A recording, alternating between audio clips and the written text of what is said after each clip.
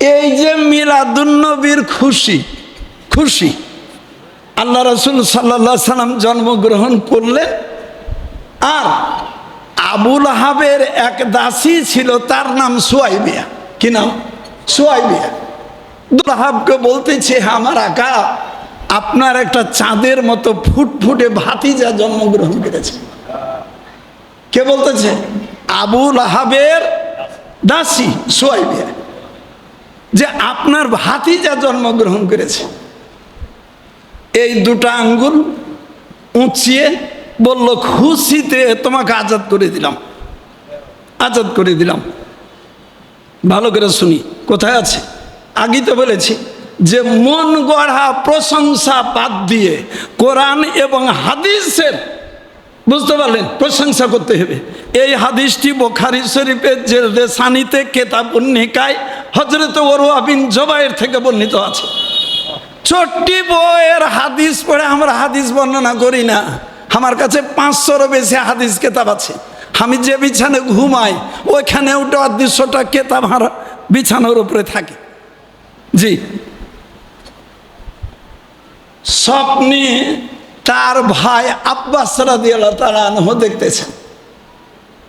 তা আবুল আহাব কত দুষ্ট লোক ছিলেন যে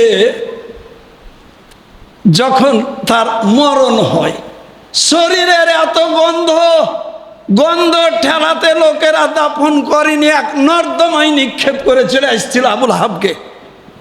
এইরকম ভাবে তার মৌত হয়েছিল। স্বপ্নে তার ভাই আব্বাস দেখতেছে, জিজ্ঞাসা করতেছে, ভাই কবরে কেমন আছো? কইছে, খুব দুর্দিন ছিল, কিন্তু এর মাঝেও একটা সুসংবাদ আছে। কোথায়?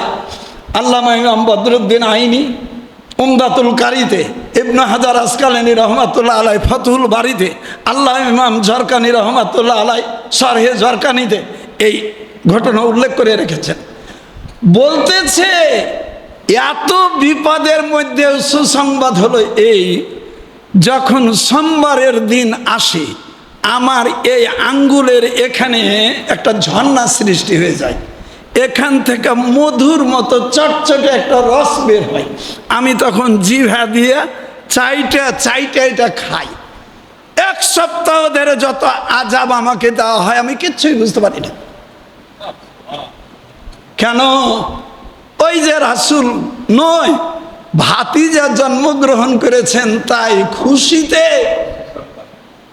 তার একজন দাসীকে স্বাধীন করে দিয়েছিলেন। ও ভাই,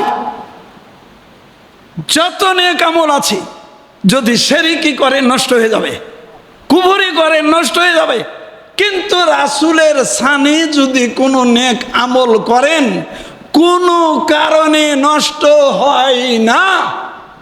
আল্লামা ইমাম কোস্তালানী রহমাতুল্লাহ আলাই তিনি তার কেতাবে কথা উল্লেখ করে রেখেছেন, এগুলো বানাওটা কথা না।